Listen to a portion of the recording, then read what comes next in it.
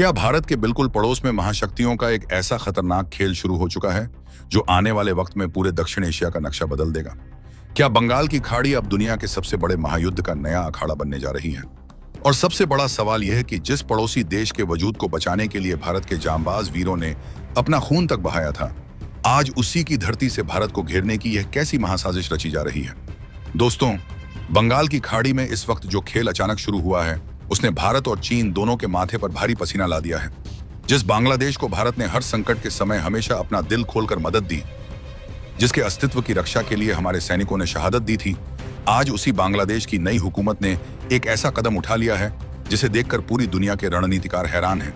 इसे आप वक्त का क्रूर फेर कहिए या फिर बड़ी ताकतों की रणनीतिक चालाकी, लेकिन कड़वा सच यही है कि भारत के बिल्कुल बगल में यानी हमारी बंगाल की खाड़ी में अब दुनिया की सबसे बड़ी नौसेना यानी अमेरिकी नेवी की स्थायी तैनाती का रास्ता साफ होता दिखाई दे रहा है। यह सब कुछ उसी बांग्लादेश की धरती से हो रहा है जिसकी संप्रभुता और सुरक्षा के लिए भारत हमेशा एक मजबूत ढाल बनकर खड़ा रहा। बांग्लादेश की धरती पर अब विदेशी सैन्य ताकतों की एंट्री का रास्ता लगभग खुल चुका है, और वही बांग्लादेश जिसे लेकर पूर्व प्रधानमंत्री शेख हसीना सालों से चीख चीख कर पूरी दुनिया को चेतावनी दे रही थी, आज उनका वह सबसे बड़ा डर बिल्कुल सच साबित होता दिख रहा है। चटगांव और मातबारी जैसे रणनीतिक रूप से बेहद महत्वपूर्ण बंदरगाहों पर अमेरिकी युद्धपोतों की गूंज, बांग्लादेशी एयरफील्ड्स पर अमेरिकी लड़ाकू विमानों की लगातार आवाजाही और बंगाल की खाड़ी के चप्पे चप्पे पर 24 घंटे अमेरिकी रडार की पैनी नजर, यह कोई कल्पना या अफवाह नहीं बल्कि आने वाले दिनों की एक बहुत ही कड़वी हकीकत बनने जा रही है। अंदर खाने अमेरिका ने बांग्लादेश की मौजूदा सरकार के साथ मिलकर यह पूरा गेम सेट कर लिया है। अब इस पूरे वीडियो में सबसे बड़ा सस्पेंस यह है कि महाशक्तियों की इस चक्रव्यूह रचना के बीच हमारे प्यारे भारत का अगला कदम क्या होगा। भारत इस समुद्री सीमा पर अपनी संप्रभुता को अक्षुण्ण रखने के लिए कौन सी ऐसी चाल चलने वाला है जिसकी उम्मीद चीन, बांग्लादेश और अमेरिका तीनों में से किसी ने अपने सपने में भी नहीं की होगी। इस पूरे घटनाक्रम की गहराई को समझने के लिए हमें इस वक्त की सबसे ताजा और प्रामाणिक खुफिया रिपोर्ट्स को खंगालना होगा। अंतर्राष्ट्रीय एनालिटिकल सेंटर सॉलिड इन्फो की हालिया रिपोर्ट ने इस पूरे मामले से पर्दा उठाकर पूरी दुनिया के रणनीतिकारों को चौंका दिया है। इस रिपोर्ट के मुताबिक बांग्लादेश और अमेरिका के बीच बेहद गोपनीय स्तर पर चल रही एक बहुत बड़ी डिफेंस डील अब अपने बिल्कुल आखिरी चरण में पहुंच चुकी है। अगर हम इस पूरे घटनाक्रम की कड़ियों को जोड़कर देखें तो पता चलता है कि हाल ही में अमेरिका के ट्रेड रिप्रेजेंटेटिव ऑफिस का एक हाई लेवल प्रतिनिधिमंडल अचानक ढाका पहुंचता है। ऊपर से देखने पर पूरी दुनिया को यही पट्टी पढ़ाई गई और यही बताया गया कि यह दोनों देशों के बीच पहले से साइन हो चुके एग्रीमेंट ऑन रेसिप्रोकल ट्रेड यानी आरटी को लागू करने की एक सामान्य व्यापारिक बैठक है। लेकिन इस व्यापारिक मुलम्मे के पीछे जो असली खतरनाक खेल चल रहा था, उसकी पटकथा सीधे वॉशिंगटन में लिखी जा रही थी। अब इस खेल के सबसे बड़े किरदार की एंट्री होती है और रिपोर्ट में यह बेहद सनसनीखेज खुलासा हुआ है कि अमेरिकी राष्ट्रपति डोनाल्ड ट्रंप ने बांग्लादेश के प्रधानमंत्री तारिक रहमान को एक अत्यंत गोपनीय और निजी पत्र भेजा है। इस पत्र में किसी भी तरह की कूटनीतिक लफाजी नहीं थी बल्कि सीधे और सख्त शब्दों में एक शुद्ध बिजनेस डील की तरह बात की गई थी। ट्रंप प्रशासन ने साफ शब्दों में यह कड़ा संदेश दे दिया कि बांग्लादेश को अगर अमेरिकी बाजार में बने रहना है, अपने सबसे बड़े आर्थिक स्तंभ यानी टेक्सटाइल सेक्टर में 19% की भारी भरकम टैरिफ छूट चाहिए और अमेरिकी बाजारों में ड्यूटी फ्री एक्सेस की सुविधा को बरकरार रखना है, तो उसे अमेरिका की दो सबसे बड़ी रणनीतिक शर्तों को तुरंत मानना ही होगा। यह दो शर्तें और कुछ नहीं बल्कि अमेरिका के दो बेहद आक्रामक और दूरगामी रक्षा समझौते हैं जिनके जाल में बांग्लादेश अब पूरी तरह फंसता हुआ दिखाई दे रहा है।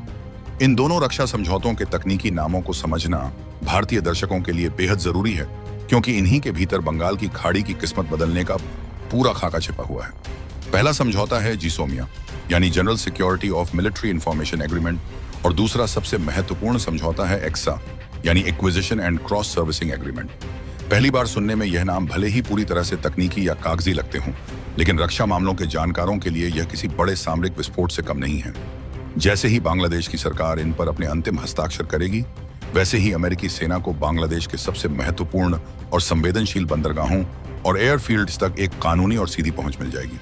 इसका सीधा और सरल मतलब यह हुआ कि अमेरिकी नौसेना के विशालकाय युद्धपोत और परमाणु पनडुब्बियां जब चाहें तब चटगांव और मातबारी जैसे रणनीतिक बंदरगाहों पर लंगर डाल सकें, वहां से ईंधन भर सकेंगी, अपनी तकनीकी मरम्मत करवा सकेंगी और हर तरह का लॉजिस्टिक सपोर्ट ले सकेंगी। इसे एक बेहद सरल और व्यावहारिक उदाहरण से समझिए। मान लीजिए आपका एक पड़ोसी है जो आर्थिक तंगी से परेशान होकर अपने घर के पिछले हिस्से की चाबी किसी ऐसे शक्तिशाली बाहरी व्यक्ति को सौंप देता है जिसकी नजर आपके पूरे मोहल्ले पर है। अब वह बाहरी व्यक्ति जब चाहेगा आपके पड़ोसी के घर में आकर रुकेगा, वहां अपनी गाड़ियां खड़ी करेगा और वहीं से आपके घर की हर गतिविधि पर नजर रखेगा। ठीक यही काम अब अमेरिका बांग्लादेश के जरिए भारत के खिलाफ करने जा रहा है। एक्सा समझौते के तहत न सिर्फ अमेरिकी जहाजों को बंदरगाह मिलेंगे, बल्कि अमेरिकी वायुसेना के अत्याधुनिक और भारी भरकम सैन्य विमान भी बांग्लादेश के मिलिट्री एयरबेस का इस्तेमाल करने के लिए पूरी तरह स्वतंत्र हो जाएंगे। यानी अमेरिकी फाइटर जेट्स बांग्लादेश के आसमान में उड़ान भरेंगे, वहां के एयरफील्ड्स पर लैंड करेंगे और जरूरत पड़ने पर वहीं से अपनी रणनीतिक उड़ानों को अंजाम देंगे। खेल यहीं खत्म नहीं होता, बल्कि इसके दूसरे हिस्से यानी जिसोमिया समझौते के तहत जो होने जा रहा है वह और भी ज्यादा खतरनाक है।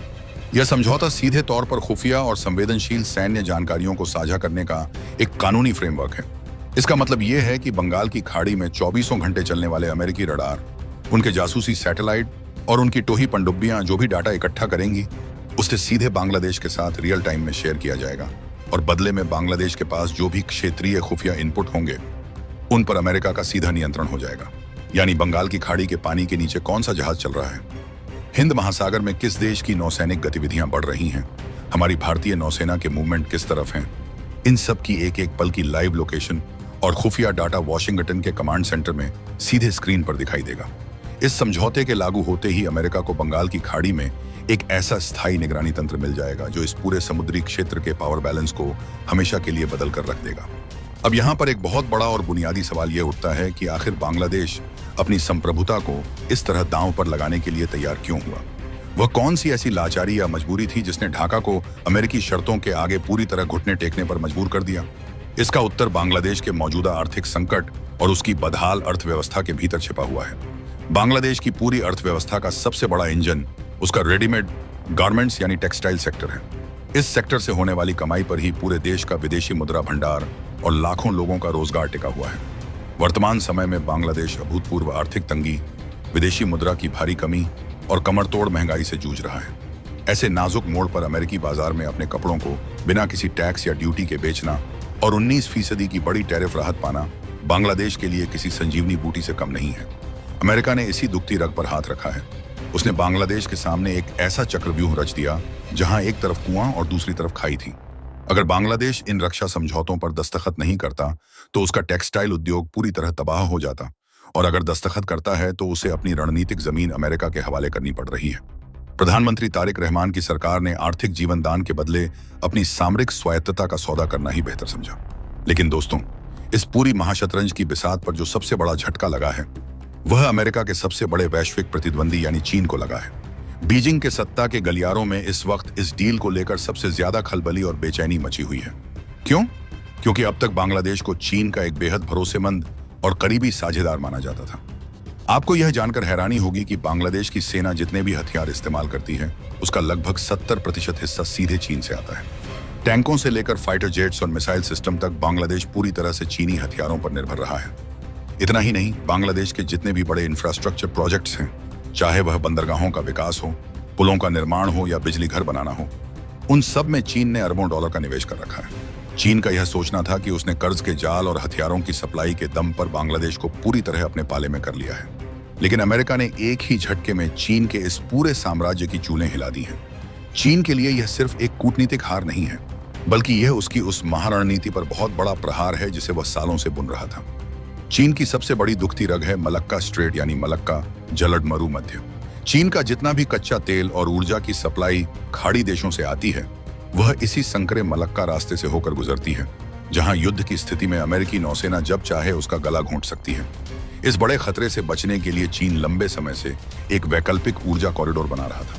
उसने म्यांमार और बांग्लादेश के जरिए एक ऐसा जमीनी और समुद्री नेटवर्क तैयार किया था जिससे वह मलक्का स्ट्रेट पर अपनी निर्भरता को पूरी तरह खत्म कर सके। चीन ने सोचा था कि बंगाल की खाड़ी के रास्ते वह सीधे हिंद महासागर में अपनी बादशाहत कायम कर लेगा, लेकिन अब पासा पूरी तरह पलट चुका है।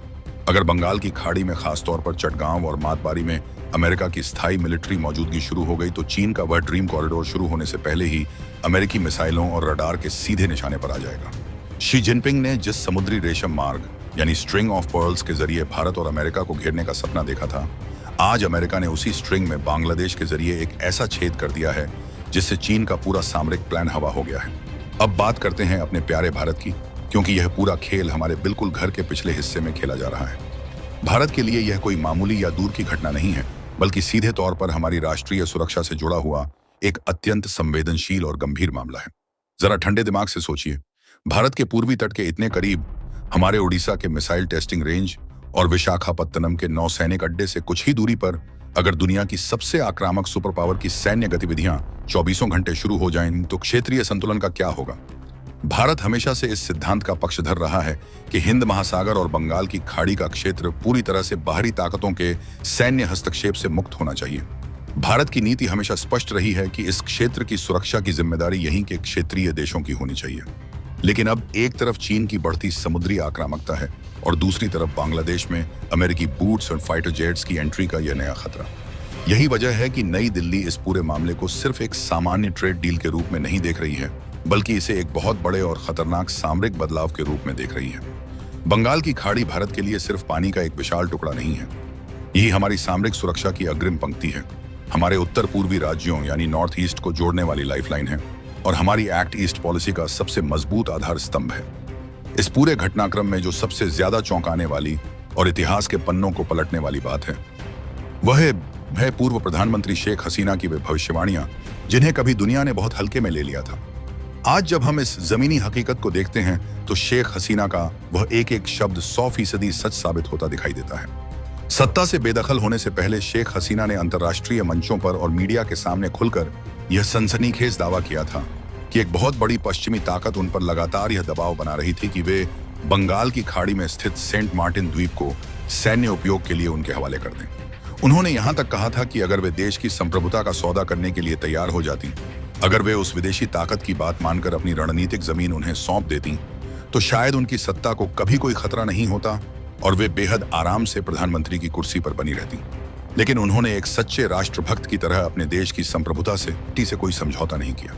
उसके बाद जो कुछ भी बांग्लादेश में हुआ, अचानक भड़की व्यापक हिंसा, तख्ता पलट के हालात और आखिरकार उन्हें देश छोड़कर जाना पड़ा, वह सब आज एक बिल्कुल अलग कहानी बयां कर रहा है। उस समय कई राजनीतिक विश्लेषकों ने शेख हसीना के इस बयान को महज एक राजनीतिक पैंतरा या सहानुभूति बटोरने का जरिया कहकर खारिज कर दिया था। लेकिन आज जब तारिक रहमान की सरकार के आते ही अमेरिकी सैन्य पहुंच वाले समझौते लगभग अपने फाइनल स्टेज में पहुंच चुके हैं, तो ढाका से लेकर दिल्ली तक हर समझदार इंसान के दिमाग की घंटी बज चुकी है। इतिहास गवाह है कि कूटनीति में कुछ भी अचानक या इत्तेफाक से नहीं होता। हर घटना के पीछे महीनों और सालों की गहरी प्लानिंग छिपी होती है। यह पूरी स्थिति अब दक्षिण एशिया को एक अत्यंत खतरनाक और अनिश्चित मोड़ पर ले आई है। अब सवाल सिर्फ इतना नहीं रह गया है कि अमेरिकी नौसेना को चटगांव में ईंधन भरने की जगह मिलेगी या नहीं, या उनके विमानों को एयरफील्ड्स मिलेंगे या नहीं। असली और सबसे बड़ा सवाल यह है कि क्या बांग्लादेश अब धीरे धीरे अपनी स्वतंत्र विदेश नीति को खोकर एक अंतर्राष्ट्रीय सैन्य ब्लॉक का मोहरा बनता जा रहा है? क्या वैश्विक महाशक्तियां चीन को घेरने के नाम पर बंगाल की खाड़ी को दुनिया का अगला सबसे बड़ा मिलिट्री थिएटर बनाने की तैयारी कर चुकी हैं?